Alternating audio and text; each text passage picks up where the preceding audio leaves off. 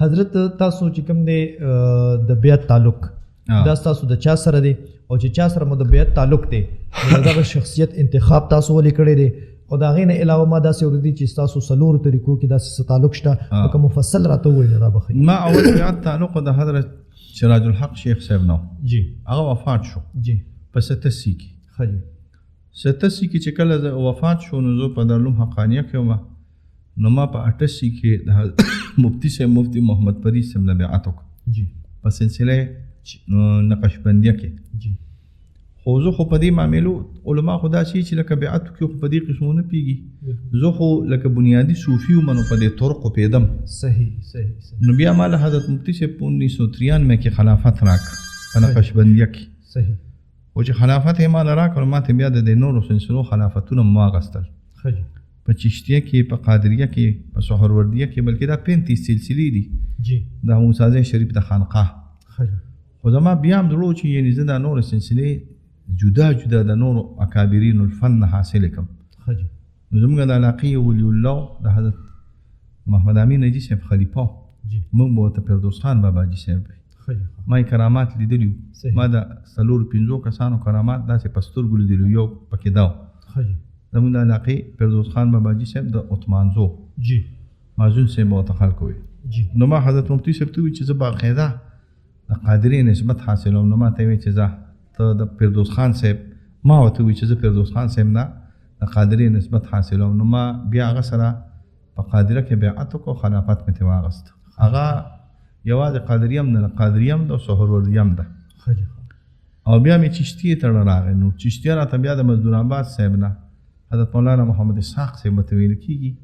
دا د عبداللطیف خان صاحب خلیفه عبداللطیف خان صاحب د ګورډ شریف خلیفه د هغه نه حاصله شو خو دا چشتیه نظامیه وه ښه جی ښه بیا مې ډېر لټون کوو چې دا صابریه راته حاصله شي ښه جی دا دویم صنف ته زموږ اکابرین دیوبند شي ښه جی نو دا چشتیه صابریه دا د حضرت تانوي صاحب یو خلیفه دی حضرت ابرار الحق صاحب هغوی اجازت کړی حضرت چراغ الدین شاه صاحب ته نو د چراغ الدین شاه صاحب هغه اجازت هغې ما ته وکړو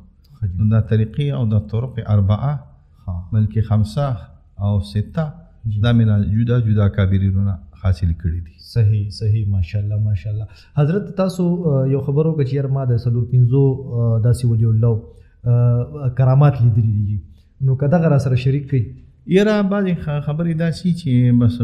پټې نو ښې خو بس اجمال دا دی چې یو مې د حضرت مفتی صاحب مفتی محمد فرید صاحب کرامت لیدلي ښه جی یو مې د فردوس خان باباجي کرامت لیدلي ښه جی یو مې د سراج الحق شیخ صاحب کرامت لیدلي ښه جی او یو مې د خپل شیخ حضرت مزدور آباد صاحب کرامت لیدلي صحیح حضرت د خانقاه په لحاظ سره یا د خانقاه په حوالې سره د بعضې خلکو دا رایه ده کوم چې داسې اعتراض کوونکي خلک دي چې یاره خانقاه کې خلک یو ګوټ ته ناست دي الله کوي داسې غیر عملي کار کوي نو تاسو به دغه خلکو ته څه وایئ چې د خانقاه په معاشره کې کردار څه دی او خانقاه سره چې کوم خلک وابسته دي د هغوی کار څه دی صدیق جانه دا پراپیګنډه د هغه خلکو ده چې څوک د خانقاه نه نه خبر بالکل جی خانقاه خو د تصوف خانقاه زموږ په بری صغیر کې همیشه د لیډرۍ او د لیډینګ لپاره استعمال شوی جی که هغه زموږ د ازادۍ څومره جنګونه چې شوي دي دا د اډې صاحب او د تورنګزو حاجي صاحب او د حضرت سواس صاحب په سرکردګۍ کې شوي دي محمد امین حاجي صاحب دا ټول خانقاهي خلک جی زموږ د ازادۍ چې څومره جنګونه شوي دي په دې علاقو کې دا صرف صوفیو کړي دي صرف صوفیو صحیح دا چېرته خانانو وډېرګانو نوابانو نه دي کړی ښه جی دا حضرت سواس صاحب کړي دي د سواس صاحب 2 غټ مریدانو مانکي صاحب مبارک مشرۍ او اډې صاحب د جهاد په لاره باندې بیا تورنګزو حاجي صاحب بیا سرتور فقیر صاحب الینګار فقیر صاحب دا ډېر لوی اولیاء الله او د دوی خانقاهونه هوي د دې لپاره چې دا به د دین او د اسلام لپاره همیشه مشري کوي بلکې هر ځای کې چې څومره دیار عرب دي یا دیار عجم دي دې کې خانقاه دا د دین د ظاهر او د باطن د خدمت لپاره داسې یو خانقاه څه پورې معنی دی لیدلي چې هغې چاته وایي چې به ته ګوټ کې نه نوځه او د دنیا کار مه کوه